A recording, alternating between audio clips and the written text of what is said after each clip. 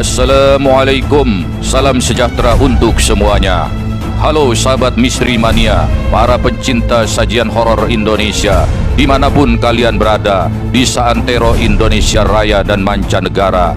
Terkhusus untuk para sahabat buruh migran penggemar misteri di Hong Kong, Taiwan, Malaysia, Singapura, Korea, Jepang, dan berbagai negara lainnya. Kita jumpa dalam video cerita horor Catatan Hitam Misteri. Lewat channel ini, admin akan sajikan berbagai kesaksian dari dunia nyata dan gaib, agar tidak ketinggalan kisah-kisahnya. Dan untuk membangun channel ini agar tetap eksis, silahkan sahabat Misteri Mania tekan tombol subscribe dan bunyikan loncengnya. Jangan lupa berikan komentar kalian di bawah video ini. Terima kasih.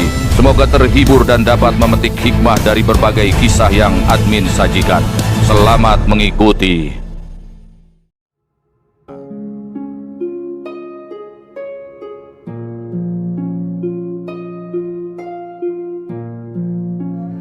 Di lingkungan masyarakat Indonesia pada umumnya, kisah-kisah perkawinan antara manusia dengan jin bukanlah hal yang baru. Banyak yang menganggapnya hanya sebagai dongeng isapan jempol. Namun, di tengah kehidupan masyarakat, kisah-kisah semacam ini masih dengan mudah dijumpai. Cerita perkawinan dua makhluk berbeda alam ini ibarat sesuatu yang lazim saja. Seperti halnya kesaksian yang dituturkan oleh tokoh Jaka dalam video Catatan Hitam kali ini.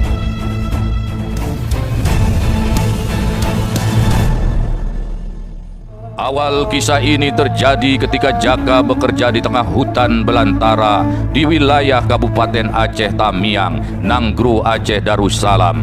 Ketika itu, Jaka bersama sejumlah orang temannya bekerja sebagai penebang kayu ilegal. Suatu malam, kem tempat Jaka dan teman-temannya tinggal di tengah hutan diserang oleh sekawanan gajah liar. Gajah-gajah itu mengamuk karena habitat tempat mereka tinggal rusak dibabat oleh para penebang.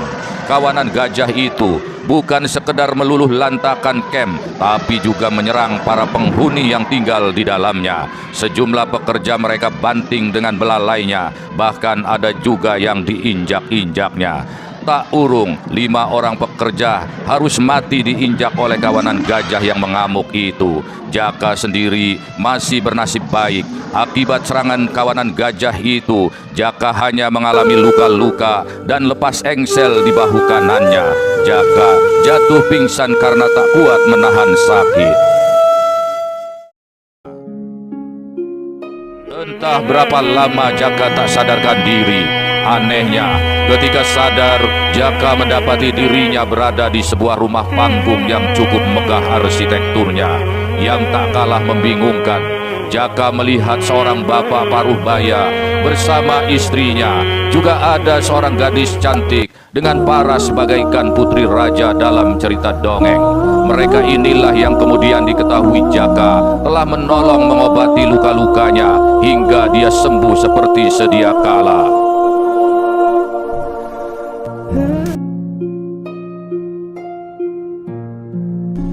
Setelah kesadarannya benar-benar pulih, Jaka pun teringat kejadian di malam itu. Di saat puluhan ekor gajah menyerang kem para penebang, Jaka dan para pekerja yang lain tak bisa menghindar dari amukan kawanan gajah liar tersebut.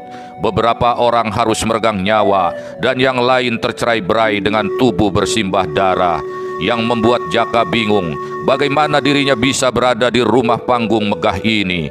Kebingungan ini akhirnya dijawab oleh sang bapak bahwa putrinya yang cantik jelita itulah yang telah menemukan Jaka dalam keadaan tak sadarkan diri dan membawanya ke rumah mereka. Jaka pun bertambah heran ketika gadis cantik jelita itu menjelaskan bahwa kini Jaka berada di alam bangsa jin muslim. Satu keluarga jin itu kemudian memperkenalkan dirinya. Sang bapak jin bernama Haji Abdullah, istrinya bernama Hajjah Julaiha, dan putrinya yang cantik jelita bernama Syarifah. Waktu pun terus berlalu, Jaka tinggal bersama keluarga jin muslim itu.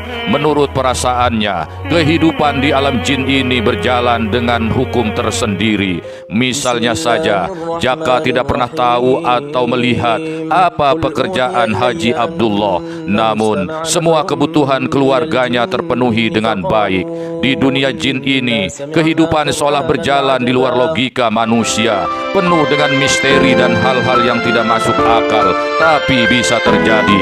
Setiap makan tiba, Sarifah selalu menyuguhkan hidangan di hadapan Jaka, baik ketika makan pagi, makan siang maupun makan malam.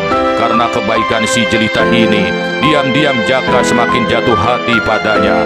Dalam ruang sanubarinya yang paling dalam, Jaka pun sering berandai-andai, andai saja Sarifah menjadi istrinya, maka betapa bahagianya hidup Jaka. Ketika tersadar bahwa Sarifah bukan dari jenis bangsa manusia seperti dirinya, namun dia adalah perempuan dari bangsa jin, maka Jaka pun berusaha mengubur harapannya itu. Keluarga jin itu benar-benar muslim yang taat.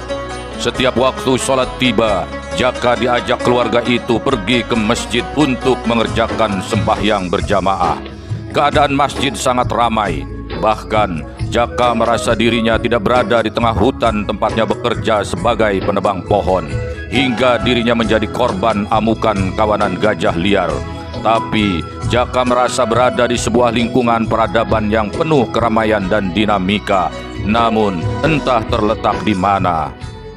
Di sisi lain, Jaka semakin tak tahan membendung gejolak cintanya. Anehnya, Sarifah pun tahu perasaan Jaka. Dengan penuh sesal, Jaka mengatakan bahwa cinta mereka mustahil untuk bisa bersatu dalam pernikahan. Mendengar hal ini, Sarifah menjelaskan bahwa Allah menciptakan perbedaan di antara makhluknya sebagai suatu keindahan. Antara Jaka dan dirinya memang hidup berbeda alam, namun mereka seiman dan terikat oleh syariat agama yang sama.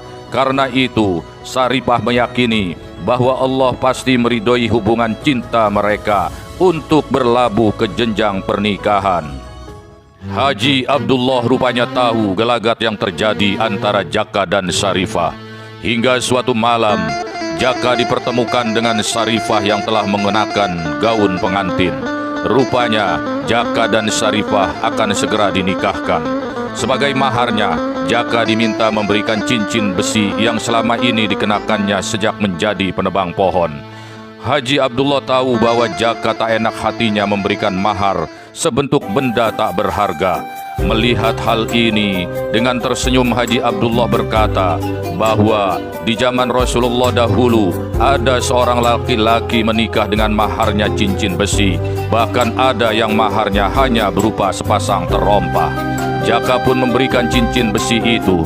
Anehnya, ketika cincin itu dipakaikan ke jari manis Sarifah, seketika itu berubah menjadi emas bertatahkan berlian yang memancarkan sinar beraneka warni.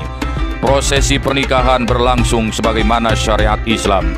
Haji Abdullah bertindak sebagai wali, dua orang laki-laki dewasa bertindak sebagai saksi dan penghulu. Pesta pernikahan pun berlangsung dengan sangat meriah, mirip resepsi pernikahan pangeran dan putri raja. Jaka dan Sarifah hidup bahagia sebagai sepasang suami istri. Namun, setelah sekian lama meregup manis madu cinta, suatu ketika Haji Abdullah memanggil anak dan mantunya ini untuk menghadap dirinya. Sambil berusaha menyembunyikan kesedihan, Haji Abdullah lalu mengatakan bahwa waktu Jaka untuk tinggal bersama Sarifah dan keluarganya telah habis. Oleh karena itulah, Jaka harus secepatnya kembali ke dunia fana tempat asalnya, yakni dunia bangsa manusia, karena di sanalah Jaka harus melanjutkan kehidupan yang sebenarnya. Dengan tak kuasa menahan tangis, Jaka bermohon agar diperkenankan tinggal sepanjang hayatnya di alam jin. Tapi Haji Abdullah menolak permohonan ini sebab dirinya tak kuasa melawan takdir ilahi. Akhirnya dengan hati kecewa menerima keputusan tersebut, Jaka pun harus meninggalkan Sarifah. Sebagai pelipur lara, Haji Abdullah menjanjikan bahwa Sarifah akan selalu datang menemui Jaka sebagai seorang istri, yakni pada setiap malam Senin dan malam Jumat. Hanya pada 2 malam itu saja Sarifah akan hadir di hadapan Jaka untuk menjalankan tugas dan kewajibannya sebagai seorang istri. Setelah pertemuan dan menerima pesan dari Haji Abdullah, Jaka kembali ke peraduan untuk menghabiskan saat-saat terakhirnya bersama Sarifah, istri yang sangat dicintainya. Tak lama berselang setelah saling melepas rindu dan kesedihan, perlahan namun pasti Jaka merasakan kantuk yang tak tertahankan. Hingga tak sadar ia pun tertidur pulas. Apa yang terjadi selanjutnya adalah keanehan yang sulit dijelaskan dengan logika dan akal sehat. Saat terjaga dari tidur, Jaka mendapati dirinya telah berada di kamar tidurnya yang pengap, di rumah yang telah lama ditinggalkannya. Di rumah inilah Jaka tinggal seorang diri sejak kedua orang tuanya meninggal dunia. Jaka adalah anak semata wayang yang hidup sebatang kara. Sejak memilih bekerja sebagai penebang di hutan, hingga terjadi peristiwa penyerbuan kawanan gajah liar itu, rumah berdinding papan itu dibiarkan kosong tak terawat. Kepulangan Jaka yang menghilang selama hampir 3 tahun ini membuat gempar penduduk di desanya. Sebab sebelumnya semua warga menganggap Jaka telah mati dan mayatnya tak pernah bisa diketemukan lagi. Hampir 50 tahun lamanya Jaka hidup berumah tangga dengan Sarifah. Usia Jaka kini sudah menjelang 70 tahun. Namun, menurut kesaksian Jaka, Sarifah istrinya yang bangsa jin itu masih tetap muda seperti awal mereka bertemu. Akibat pernikahannya dengan bangsa jin ini, sepanjang usianya Jaka tak pernah menikah dengan wanita dari bangsa manusia. Dia tetap membujang.